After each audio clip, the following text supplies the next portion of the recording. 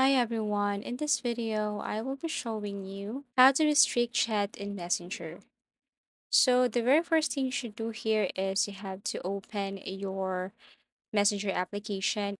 Now if you look for a group chat and long press this, as you can see there is no restrict option here once you long press this one. So there's no option restrict right here. So unfortunately you cannot restrict that group chat here in Messenger directly. However, you can go to your settings and then go to your privacy and safety.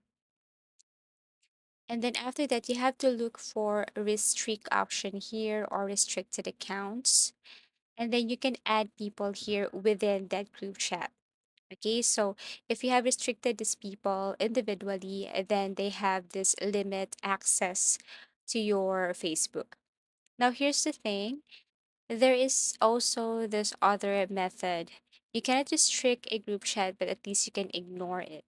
So how are you going to do that? You can only do this on your Google web browser. So you have to go to Google web browser and then log in your Facebook account here. Locate the specific group chat and then tap this arrow like this share icon arrow right here, and you will see these options.